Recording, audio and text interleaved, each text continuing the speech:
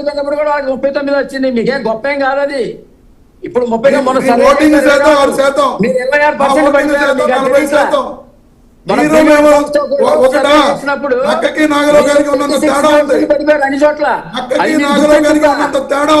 అధికార party development చూడలేక, తెచ్చే పెట్టుబడులు చూడలేక, వచ్చే పరిశ్రమలు చూడలేక, ఇచ్చే ఉద్యోగాలు చూడలేక మా మీద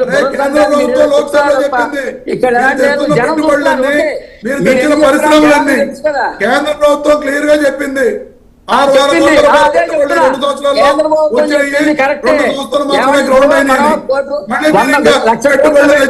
ఉద్యోగాలు ఇచ్చాం, ఇలాంటి దొంగ మాటలు చెప్పకండి, తప్పుడు మాటలు మాట్లాడకండి, కరెక్ట్ కాదు. మీరు చెప్పాలనుకుంటే నిజాలు చెప్పండి, అంతే తప్ప అబద్ధాలు చెప్పి పరిపాలన ప్రజలందరికీ కూడా మీరు చెప్తున్న అబద్ధాలు అర్థమవుతుంది. ఎన్ని చెప్పినా సరే ప్రజలు ఈ అబద్ధాలను నమ్మడానికి సిద్ధంగా లేరు. ఎన్నికల్లో మీకు బుద్ధి చెప్పడానికి సిద్ధంగా ఉన్నారని ఖచ్చితంగా నడుస్తుంది. మీరు అనకాపల్లి చూడండి, 15,000 మందికి ఉద్యోగాలు ఇచ్చారు డైరెక్ట్ గా, ఇండైరెక్ట్ గా 35,000 ఇచ్చారు. ఎవరికి ఇచ్చారు 14 ఉద్యోగాలు?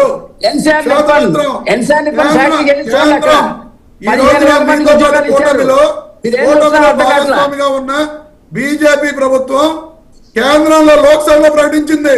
నేను చెప్పిన గణాంకాలు నేను బీజేపీ ప్రభుత్వం వచ్చినాయని చెప్పి 2 పరిశ్రమలు వచ్చినాయని చెప్పి ఇంకా మీరు దిక్కు లేకుండా మాట్లాడతాం. 15,000 ఉద్యోగాలు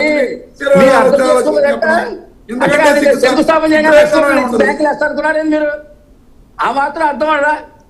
పెట్టుబడి పెట్టినప్పుడు ఒకేసారి 1,00,000 కోట్లు ఇస్తారా? మీరు 23 లక్షల కోట్ల పెట్టుబడులు వచ్చినాయి అన్నప్పుడు కేంద్ర ప్రభుత్వం పెట్టుబడులు నోటిఫై చేయాలి. ఆ పెట్టుబడులు వచ్చినాయి కేంద్ర ప్రభుత్వం చెప్పాలి. డిఫరెన్స్ అర్థం చేసుకోవట్లా. 23 లక్షల పెట్టుబడులు ఇప్పుడు మీకు ఆల్రెడీ రాష్ట్ర ఒకసారి పార్లమెంట్ లో చెప్పారు, ఇండియాలో మొత్తం మీద వచ్చే పెట్టుబడులు 20% చెప్పారు. మీరు తెలుసుకోండి. పెట్టుబడులు